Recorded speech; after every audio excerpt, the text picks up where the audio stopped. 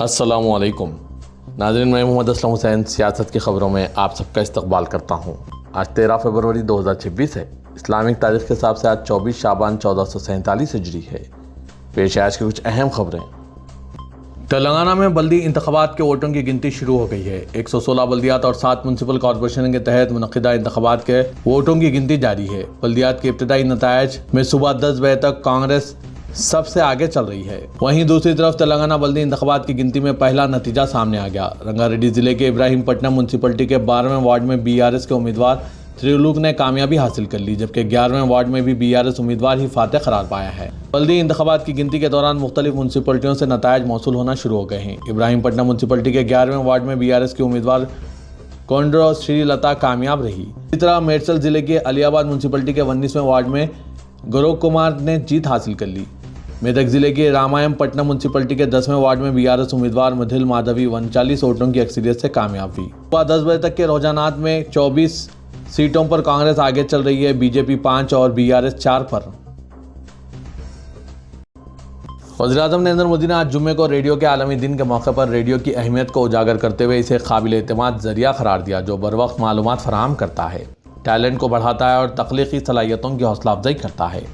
انہوں نے شہریوں کو بھی یہ یاد دلایا کہ وہ 22 فروری یعنی اتوار کو اپنے من کی بات پروگرام کے اگلے ایڈیشن کے لیے اپنی معلومات شیئر کریں۔ ورلڈ ریڈیو ڈے کے ایک ایسے میڈیم کو بنانے کے بارے میں جو لوگوں کے لیے ایک بھروسہ مند آواز ہے، چاہے وہ دور دراز کے دیہاتوں میں ہو یا ہلچل والے شہروں میں۔ برسوں سے ریڈیو نے بروقت معلومات فراہم کی ہے۔ انہوں نے کہا کہ ہنر کو بڑھایا اور تخلیقی صلاحیتوں کی حوصلہ افزائی کی ہے۔ یہ اس میڈیم سے وابستہ تمام لوگوں کی کوششوں کو تسلیم کرنے کا دن ہے۔ وزیراعظم نریندر مودی نے آج جمعے کو طارق رحمان کو بنگلہ دیش کے پارلیمانی انتخابات میں فیصلہ کن جیت کے لیے اپنی پارٹی BNP کی قیادت کرنے پر مبارکباد پیش کی۔ سوشل میڈیا پلیٹ فارم ایکس پر وزیراعظم نریندر مودی نے آج جمعے کی صبح لکھا، میں طارق رحمان کو بنگلہ دیش میں پارلیمانی انتخابات میں فیصلہ کن جیت پر BNP کی قیادت کرنے پر مبارکباد پیش کرتا ہوں۔ مودی نے کہا کہ یہ جیت آپ کی قیادت پر بنگلہ دیش کے لوگوں کے اعتماد کو ظاہر کرتی ہے۔ مودی نے مزید کہا کہ ہندوستان ایک جمہوری اور جامع بنگلہ دیش کی حمایت جاری رکھے گا۔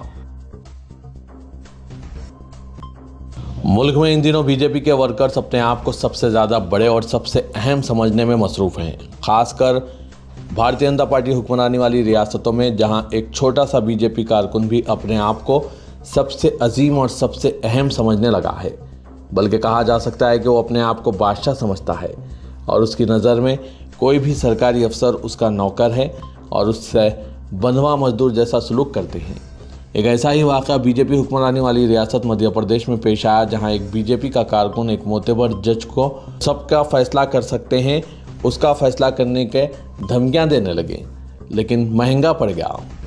تفصیلات کے مطابق مدھیہ پردیش کے دیواس میں BJP لیڈر پنکج گھارو کے ذریعے جج کے ساتھ بدسلوکی کا معاملہ تول پکڑتا جا رہا ہے۔ ناہر دروازہ پولیس نے جج کا راستہ روکنے اور دھمکی دینے کے الزام میں FIR درج کر کے ملزم پنکج گھارو اور اس کے ایک ساتھی کو گرفتار کر لیا۔ پولیس کے مطابق یہ واقعہ گزشتہ روز دیواس کے جے شری نگر علاقے میں پیش آیا۔ ایڈیشنل سیشن جج پرسنا سنگھ بہراوت اپنی کار سے عدالت جا رہے تھے۔ اسی دوران دھن لکشمی میرج گارڈن کے قریب BJP لیڈر نے اپنی گاڑی سڑک پر کھڑی کر رکھی تھی۔ جج نے ان سے گاڑی ہٹانے کو کہا تو BJP لیڈروں نے ان سے بدتمیزی کی اور دھمکیاں دینے لگے۔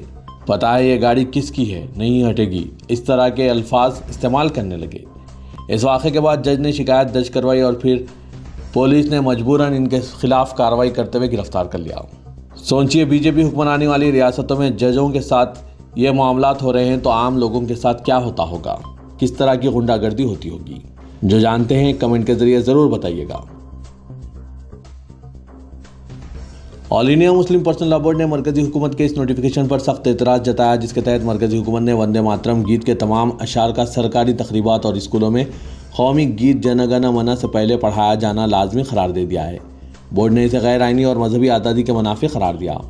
آل India Muslim personal law board کے جنرل سیکرٹری مولانا محمد فضل الرحیم مجددی نے ایک پریس بیان میں مرکزی حکومت کے فیصلے پر سخت رد عمل ظاہر کرتے ہوئے کہا کہ حکومت کا یہ فیصلہ غیر دستوری، مذہبی آزادی و سیکولر اقدار کے منافی، عدالت عظمیٰ کے فیصلے کے خلاف اور مسلمانوں کے عقیدے سے راست متصادم ہے، اس لیے مسلمانوں کے لیے ہرگز بھی قابل قبول نہیں ہے۔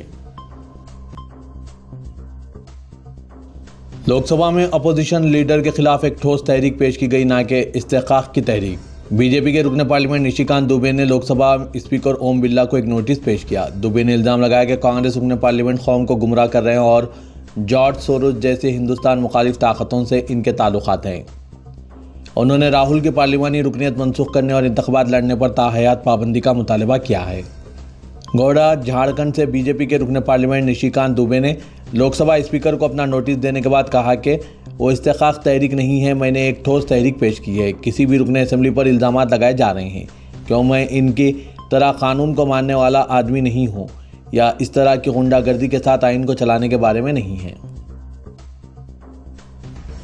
سپریم کورٹ نے واضح کیا کہ عدالت تمام مذاہب کا احترام کرتی ہے اور مذہبی معاملات میں اس کا بنیادی اصول کم سے کم مداخلت کا ہے۔ تاہم اگر مذہبی روایت یا طریقہ کار براہ راست انسانی یا آئینی حقوق کو متاثر کریں تو عدالتی مداخلت ناگزیر ہو جاتی ہے۔ ریمارکس چیف جسٹس سوریا کانت اور جسٹس جویمالا باگچی پر مشتمل بینچ نے طلاق احسن اور جدید ذرائع جیسا واٹس ایپ، ای میل وغیرہ کے ذریعے دی جانے والی طلاق سے متعلق خبروں کی سماعت کے دوران دیا۔ عدالت نے واضح طور پر کہا ہے کہ وہ اس مرحلے پر واٹس ایپ یا ای میل کے ذریعے دی جانے والی طلاق پر عبوری پابندی عائد نہیں کرے گی کیونکہ یہ ایک حساس معاملہ ہے اور اس طرح کے حکم سے عوام میں قبل از وقت رائے قائم ہونے کا اندیشہ ہے۔ جسٹس نے کہا کہ یہ انسانی جذبات سے جڑا حساس معاملہ ہے۔ مزدور تنظیموں کی جانب سے حکومت کی مبینہ مزدور اور کسان مخالف پالیسیوں کے خلاف بلائے گئے بھارت بند کا ملک بھر میں ملا جلا اثر دیکھنے کو ملا ہے۔ کئی شہروں میں احتجاج اور مظاہرے پیش آئے۔ مزدور تنظیموں نے دعویٰ کیا تھا کہ تقریباً 30 کروڑ کارکنان اس ہڑتال میں شامل ہوں گے۔ احتجاج کرنے والی تنظیموں نے حکومت پر کارپوریٹ نواز معاشی پالیسیوں کو فروغ دینے اور مزدور و کسانوں کے مفادات کو نظر انداز کرنے کا الزام عائد کیا۔ رائے کے مطابق مظاہرین ہند امریکہ تجارتی معاہدہ، نئے لیبر کوڈ، بجلی بل 2025، بیج بل 2025 اور وی بی جی رام جی قانون 2025 کے خلاف سڑکوں پر نکلے ہیں۔ ان تنظیموں کا موقف ہے کہ یہ اقدامات کسانوں اور مزدوروں کے معاشی مفادات کے خلاف ہے اور روزگار و سماجی تحفظ کو متاثر کر سکتے ہیں۔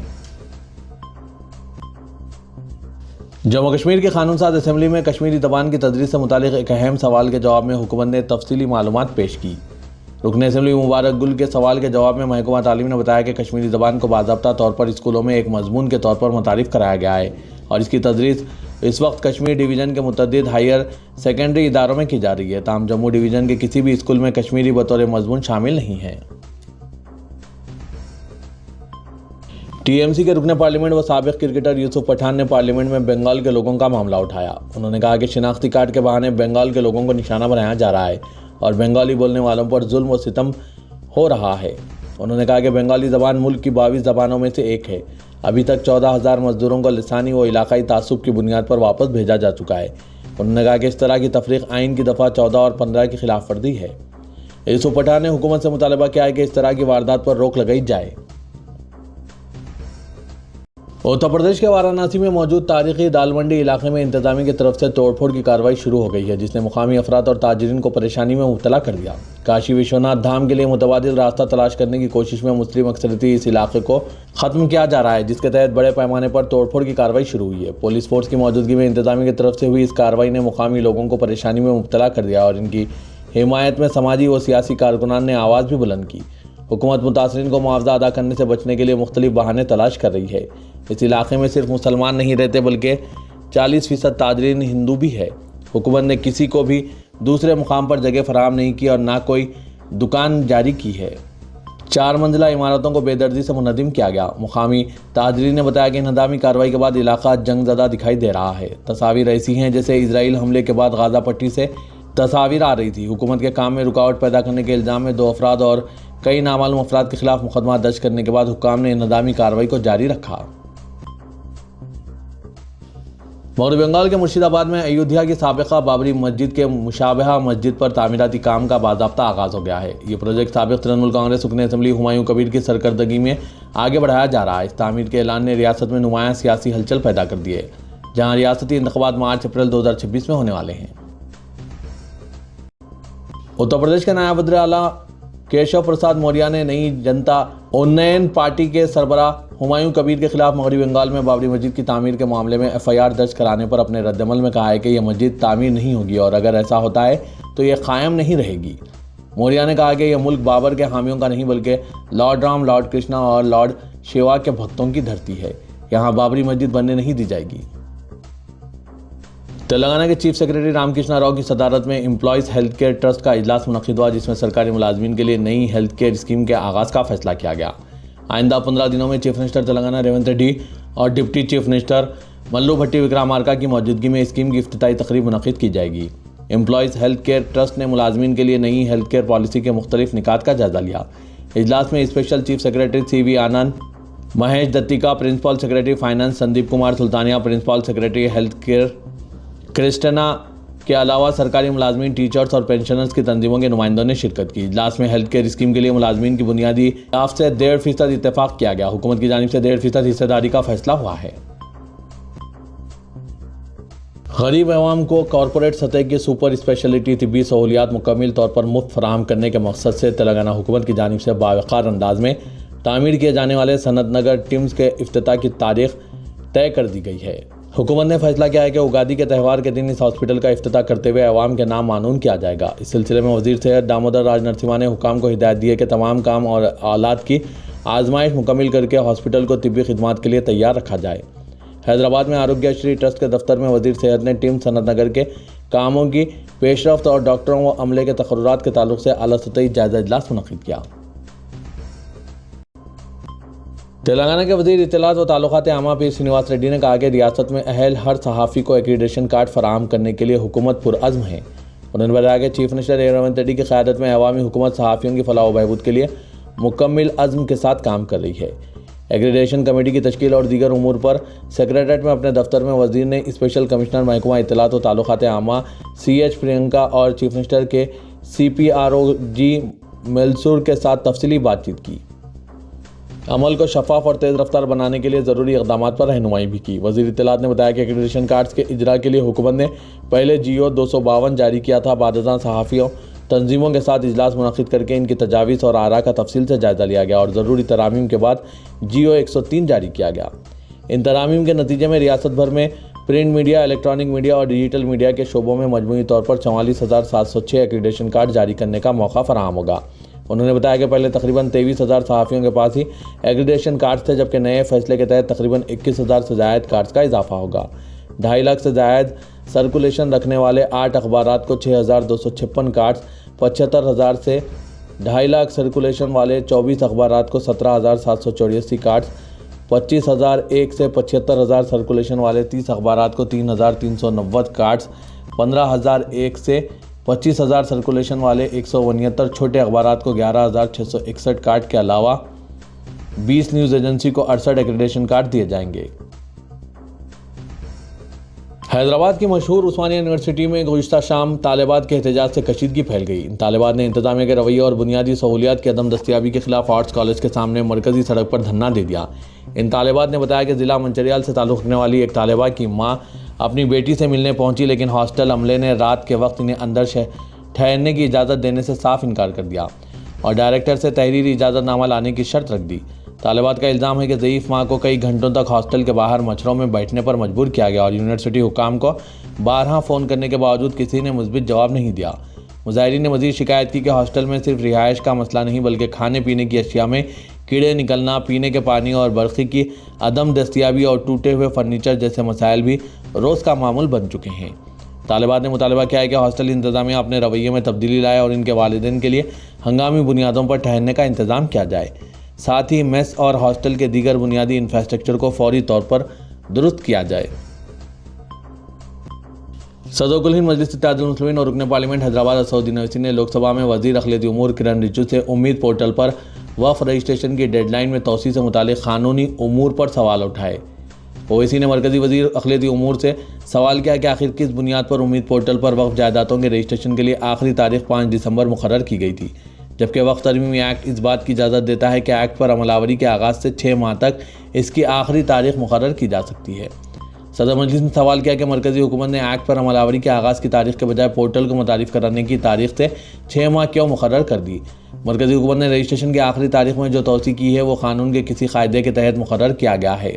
اویسی نے یہ جاننا چاہا کہ آیا یہ حقیقت ہے کہ سپریم کورٹ نے یہ تجویز پیش کی ہے کہ امید پورٹل کی تاریخ میں توسیع کے لیے ایکٹ میں ترمیم ضروری ہے۔ تلنگانہ کے وزیر اعلیٰ ریونت ریڈی نے دعویٰ کیا کہ 2029 میں ملک بھر میں بیک وقت انتخابات ہوں گے۔ انہوں نے پورے اعتماد لہجے میں کہا کہ تلنگانہ کے لیے میں ہی راجا ہوں اور میں ہی وزیر ہوں۔ انہوں نے واضح طور پر کہا کہ ان کا کوئی مقابلہ نہیں ہے اور وہ آئندہ 10.5 سال تک چیف منسٹر کے عہدے پر فائز رہیں گے۔ ریونت ریڈی نے قومی دارالحکومت نئی دہلی میں مصروف ترین دن گزارا، جہاں انہوں نے 3 مرکزی وزراء سے ملاقات کی۔ بعد ازاں لوک سبھا میں اپوزیشن لیڈر کے علاوہ پارٹی کے جنرل سیکریٹری کے سی وینوگوپال سے بھی ملاقات کی۔ ذرائع کے مطابق اس ملاقات میں ریاست کی تازہ سیاسی صورتحال کے علاوہ بلدی انتخابات کے مسئلے پر بھی بات چیت ہوئی ہے۔ اس ملاقات کے بعد میڈیا سے بات کرتے ہوئے چیف منسٹر نے ریاست میں سنسنی پھیلانے والے فون ٹیپنگ معاملے پر اظہار خیال کرتے ہوئے کہا کہ یہ کیس آخری مرحلے میں پہنچ چکا ہے اور تمام معاملات میں تحقیقات کی بنیاد پر کارروائی کی جائے گی۔ آج کی تیزی سے بدلتی ہوئی دنیا میں کمپیوٹر سیکھنا ہر عمر کے لوگوں کے لیے ایک بنیادی ضرورت بن چکا ہے۔ تعلیم، کاروبار، صحت اور مواصلات سمیت تقریباً ہر شعبے میں کمپیوٹر اہم کردار ادا کر رہے ہیں۔ ماہرین کا کہنا ہے کہ کمپیوٹر کی بنیادی مہارتوں کے بغیر جدید ڈیجیٹل دور میں آگے بڑھنا مشکل ہو سکتا ہے۔ کمپیوٹر تعلیم لوگوں کو معلومات تک تیزی اور انسان سے رسائی فراہم کرتی ہے۔ طلباء آن لائن کلاسز، تحقیق اور مہارتوں کے حصول کے لیے کمپیوٹرز پر انحصار ہو رہے ہیں۔ آج کل بیشتر اسکول اور جامعات امتحانات، اسائنمنٹس اور رابطے کے لیے ڈیجیٹل نظام استعمال کر رہی ہیں، جس کے باعث کمپیوٹر سے ناواقف طلباء پیچھے رہ جاتے ہیں۔ پیشہ ورانہ زندگی میں بھی کمپیوٹر مہارتیں بے حد اہم ہیں۔ دفاتر میں دستاویزات، ڈیٹا مینجمنٹ اور رابطے کے لیے کمپیوٹرز استعمال ہوتے ہیں۔ بینکنگ، انجینئرنگ، میڈیا اور زراعت جیسے شعبوں میں بھی کمپیوٹر کا بنیادی علم ضروری ہے۔ آج ایسے افراد کو ترجیح دیتے ہیں جو کمپیوٹر استعمال کرنا جانتے ہوں۔ روزمرہ زندگی میں بھی کمپیوٹر سیکھنا لوگوں کو بااختیار بناتا ہے۔ آن لائن بینکنگ، ڈیجیٹل ادائیگیاں، سرکاری خدمات اور ٹیلی میڈیسن وقت اور محنت کی بچت کرتی ہے۔ اسی لیے ادارے سیاست نے ہر عمر کے افراد کے لیے اور خاص کر خواتین اور نوجوانوں کو کمپیوٹر سے واقف کرانے کے لیے کورسز کا آغاز عمل میں لایا ہے، جس میں MS office with advance Excel, accounting packages, auto CAD, Revit DTP، Photoshop, کورولا وغیرہ کے کلاسز چلائے جا رہے ہیں۔ ماہر اساتذہ کی نگرانی میں یہ کورسز چلائے جا رہے ہیں۔ خواہش مند امیدوار اس سنہرے موقع سے استفادہ حاصل کریں۔ مزید تفصیلات کے لیے ان فون نمبرات پر رابطہ پیدا کیجیے۔ فون نمبر ہے 9652813994، 9393876978۔